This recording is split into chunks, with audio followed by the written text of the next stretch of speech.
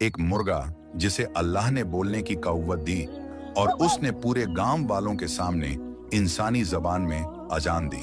वो मुर्गा जिसकी जबान काट दी गई थी, मगर जो उसने राज फाश किए सुनकर गांव वाले दंग रह गए। एक छोटे से गांव नूरपुर में एक शख्स रहा करता था।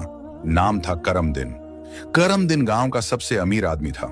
उसकी कई एकड़ जमीन पर फैली फसलें, मवेशी, मगर वह किसी को एक पैसा भी न देता। उसकी दौलत का कोई हिसाब न था। हर महीने फसलों से लाखों रुपए कमाता और फिर इस माल पर ऐसा घमंड करता कि जैसे दौलत उसके पांव की धूल हो। वह हमेशा कहता, मैंने मेहनत की है, अल्लाह का शुक्र जरूर, मगर यह सब मेरे दिमाग और जोर बाजू का नतीजा है।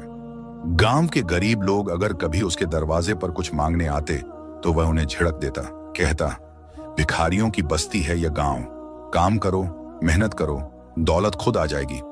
करमदिन उस दिन अपने खेतों की सैर को निकला हुआ था। उसके साथ 2 नौकर भी थे, हाथ बांधे, हर वक्त जी हजूर कहने वाले। अचानक उसकी नजर एक मिट्टी के छोटे से घर के बाहर बैठे लाल रंग के मुर्गे पर पड़ी। मैंने जिंदगी में ऐसा मुर्गा नहीं देखा।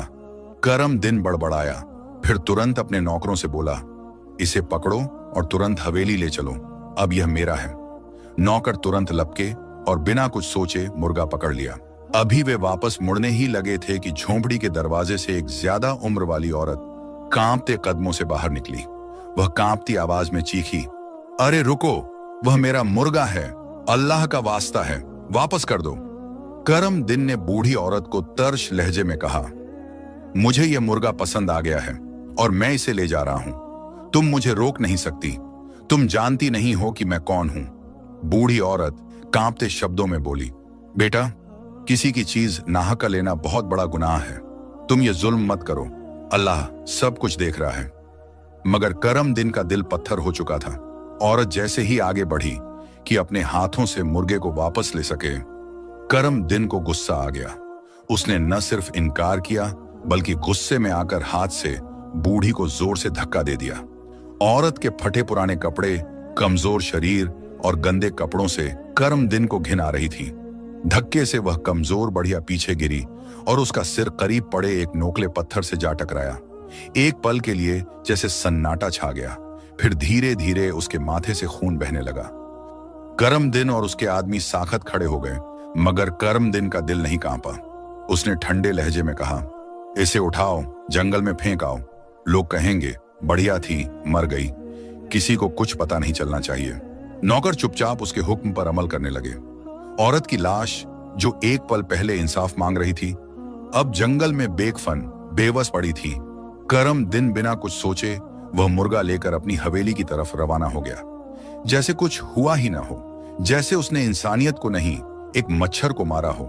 मगर अल्लाह की लाठी बेआवाज होती है। करमदिन हवेली वापस आया।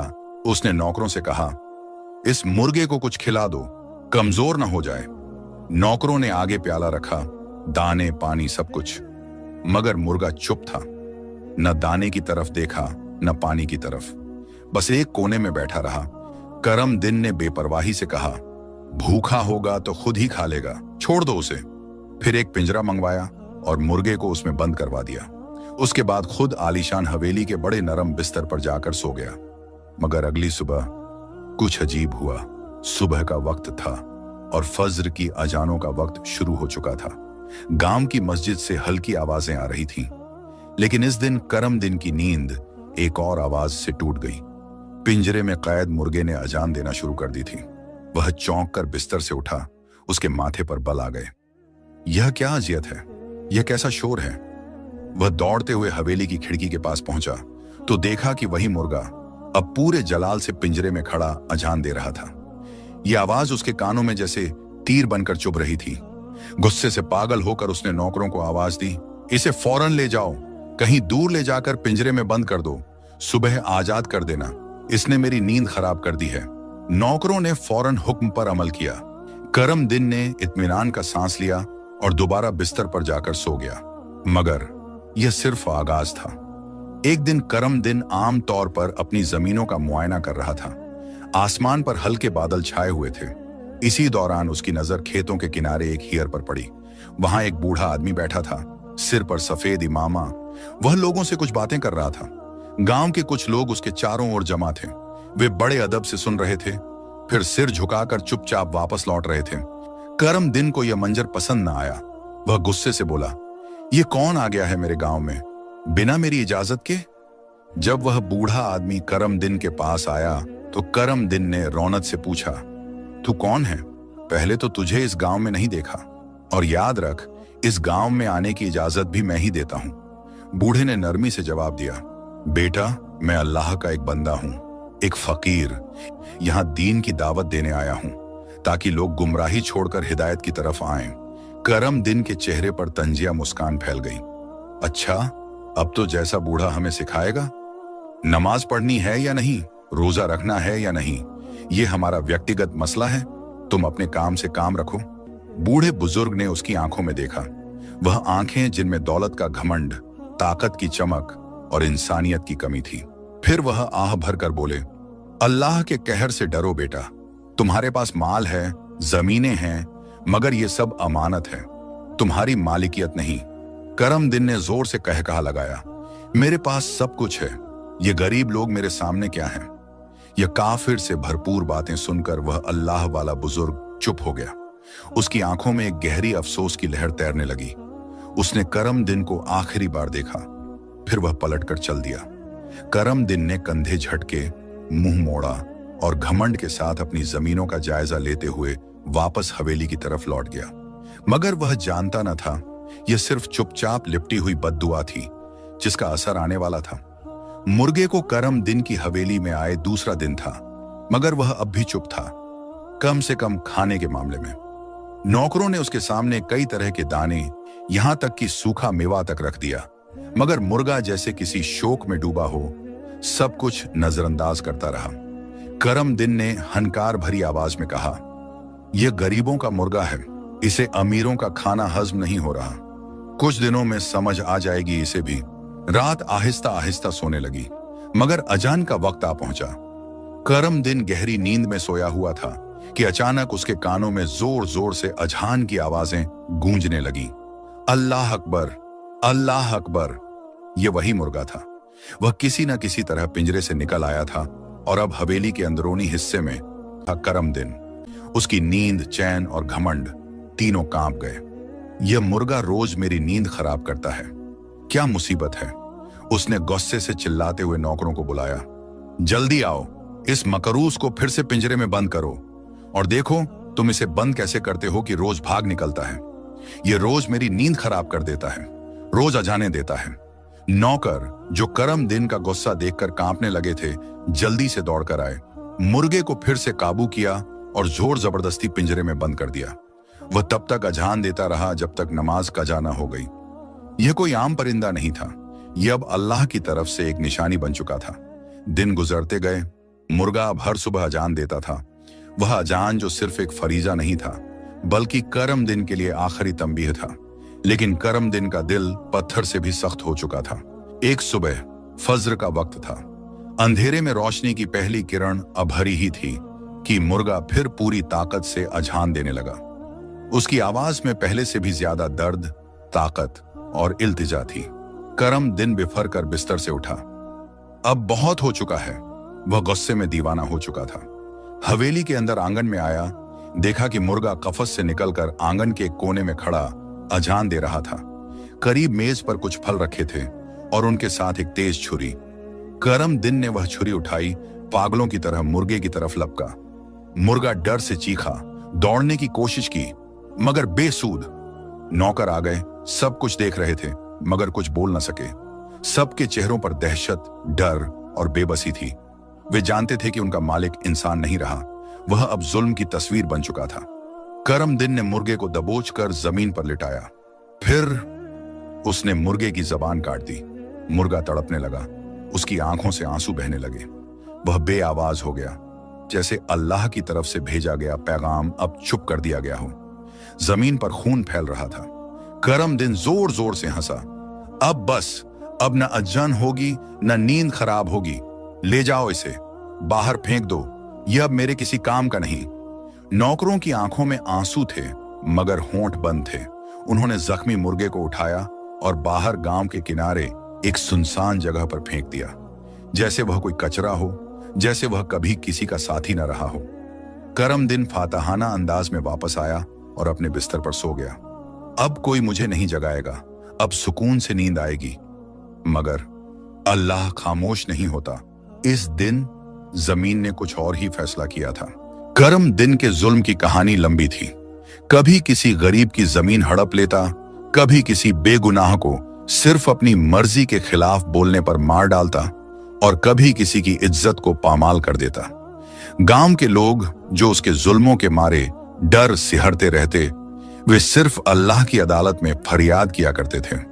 किसी के पास इतनी हिम्मत नहीं थी कि इस जाबिर के सामने खड़ा हो, मगर अल्लाह की लाठी बेआवाज होती है।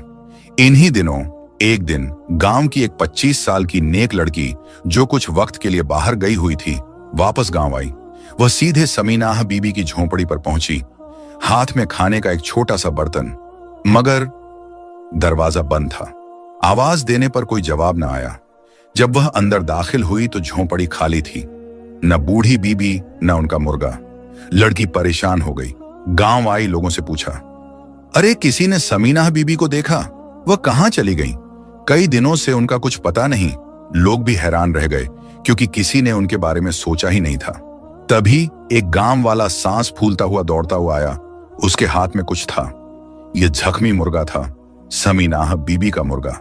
मुर्गा लाहक हो चुका था, उसकी जबान कटी हुई थी और वह हल्की सी कराह जैसी आवाज में दर्द से बिलख रहा था। गांव वालों के चेहरों पर हैरानी, अफसोस और गुस्से की एक शदीद लहर दौड़ गई। ये किसने किया? ये जुल्म किसने किया? फिर लोगों ने फैसला किया कि समीनाह बीबी को तलाशना होगा। मगर जमीन पर बहने वाला एक भी मजलूम का आंसू आसमान में खामोश नहीं जाता। गांव वालों ने समीना बीबी को तलाश किया तो जंगल में उनकी लाश मिली। सबके रोंगटे खड़े हो गए। सब ने सोचा कि समीना बीबी को इंसाफ मिलना चाहिए। आखिर ये जुल्म किसने किया? सबके मशवरे से पंचायत बिठाने का फैसला हुआ और चौधरी को पैगाम भेजा गया कि करमदीन आए और फैसला करे। करमदीन झूठा मुंसिफ बनकर गांव वालों के बीच तख्त पर बैठा झूठी हमदर्दी के साथ वादे कर रहा था। चौधरी साहब, वह बूढ़ी विधवा समीनाह बीबी हमें जंगल में मृत मिली।